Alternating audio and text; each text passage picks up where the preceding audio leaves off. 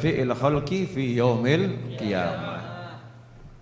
Pemberi syafaat yang paling agung kelak di padang mahsyar adalah baginda Muhammad sallallahu alaihi wasallam.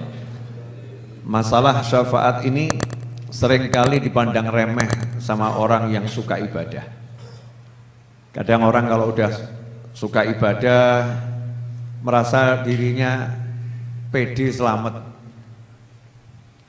terus nggak butuh pertolongan, ya nggak butuh pertolongan, merasa bisa jalan ke surga sendiri, nggak butuh bantuan. Nah ini perasaan seperti ini termasuk bagian daripada tipu daya setan, tipu daya iblis dan anak buahnya.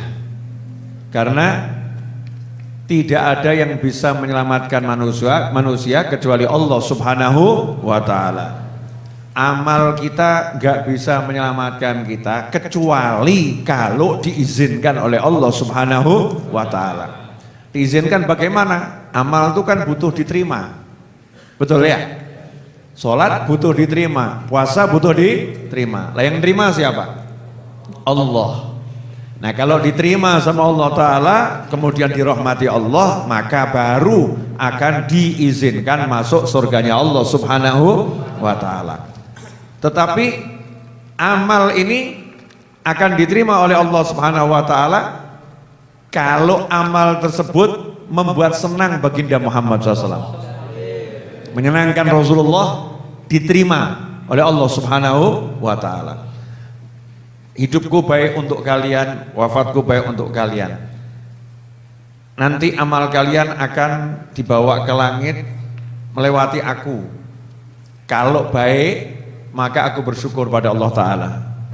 Kalau amalnya itu buruk, aku mintakan ampun untuk kalian kepada Allah Subhanahu wa Ta'ala. Nah ini kalau Nabi seneng, disyukuri sama Nabi SAW, baru amalnya naik ke atas. Jadi yang nyensor nih masuk amal nih baik atau enggak baik ya, lulus enggak lulus ya, itu Nabi Muhammad SAW, Rasulullah SAW. Kalau disensor sama Rasul, ini baik, alhamdulillah ini baik, lewat. Yang enggak baik enggak boleh lewat dulu. Nabi enggak mau ada amal umatnya yang enggak baik naik ke atas, enggak mau. Maka sama Nabi SAW orangnya dimintakan ampun kepada Allah Subhanahu wa Ta'ala. Ini bagian daripada syafaat, bagian daripada syafaat.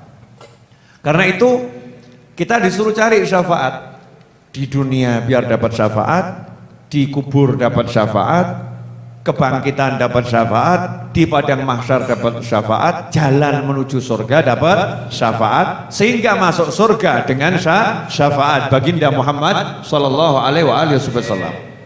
Nah sementara nggak akan dapat syafaatnya Rasul SAW kalau kita sekarang nggak sungguh-sungguh pengen. Kan syafaat itu bagian daripada kita minta ya. Nah kalau minta nanti dikasih. Nah kalau nggak minta nanti nggak dikasih. Siapa yang nggak dapat? Yang meninggalnya nggak husnul khotimah. Naudzubillah min dzalik. Karena kadang orang meninggal ya KTP-nya Islam, dilihatnya sebagai muslim, kita selenggarakan jenazah sebagaimana seharusnya seorang muslim. Tetapi antara dia dengan Allah yang tahu Allah. Naudzubillah min dzalik, ternyata pada detik-detik terakhir ruh akan keluar, hatinya pindah pada selain Allah. Naudzubillah min dzalik, itu namanya su'ul khatimah. Enggak bisa dapat syafaat. Tapi kalau detik-detik terakhir antara dia dengan Allah, dia iman pada Allah Subhanahu wa Ta'ala, maka dia husnul khatimah. Modelnya seperti apapun akan dapat syafaat. Nah ciri-ciri orang yang akan husnul khatimah adalah orang yang terus mendekati Nabi Muhammad SAW. Fafirru ilallah, kejar Allah. Nah kejar Allah itu dengan bagaimana? Mengejar orang-orang yang dicintai oleh Allah, mengejar amalan-amalan yang dicintai oleh Allah. Kejar itu. Nah kita mengejar Nabi Muhammad SAW. Karena itu Sayyidina Abu Bakar As-Siddiq radhiyallahu anhu ngasih satu amalan yang luar biasa. Kalau kita pengen dapat cintanya Nabi Muhammad SAW, karena dengan cintanya Rasulullah kita dapat cintanya Allah Subhanahu wa Ta'ala, Wasiatnya Sayyidina Abu Bakar As-Siddiq radhiyallahu anhu, carilah kedekatan dengan Nabi Muhammad SAW dengan cara berbuat baik kepada keluarga Nabi Muhammad Sallallahu Alaihi Wasallam. Keluarganya Rasulullah, baik pada istrinya Rasulullah, ya, kepada menantunya Rasulullah, kepada putra putri Rasulullah SAW, kepada orang tuanya Rasulullah, leluhurnya Rasulullah, kepada anak cucu Nabi Muhammad SAW. Berbuat baik kepada mereka semua, itu akan membuat senang Nabi Muhammad SAW.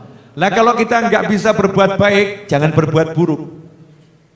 Kafil adza, jaga diri kita jangan sampai mengganggu keluarga Nabi Muhammad SAW. Karena mengganggu keluarga Rasulullah itu mengganggu Rasulullah. Mengganggu Rasulullah dilaknat oleh Allah Subhanahu wa Ta'ala. Saya kasih gambaran begini. Bapak ibu punya cucu. Bapak ibu punya cucu. Cucunya diganggu orang. Bapak senang atau marah? Mungkin cucunya diam, gak ngapa-ngapain. Ya, diam cucunya. Tapi kira-kira Anda sebagai kakek, sebagai nenek, marah atau gak marah? Marah.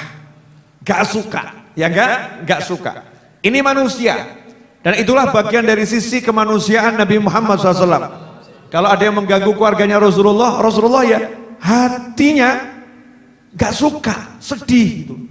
Kalau ada yang mengganggu keluarga Nabi Muhammad Sallallahu Alaihi Wasallam, kalau ada yang menyenangkan, Rasulullah akan suka, Rasulullah akan senang. Nah di akhir zaman ini hati-hati, karena di dunia maya kadang ada orang-orang yang kita nggak tahu itu Muslim atau musuhnya Islam, nggak ngerti. Dunia maya kan identitas nggak jelas. Orang itu kemudian nyinyir keluarga Nabi Muhammad SAW. Nyinyir ulama dari keluarga Nabi Muhammad SAW. Gak usah ditanggapin, gak usah diikutin, gak usah ditanggapin, gak usah diikutin. Ya kita tetap pada thariqah mustaqimah, jalan yang lurus, lempeng. Cintai semua keluarga Nabi Muhammad Sallallahu Alaihi Wasallam.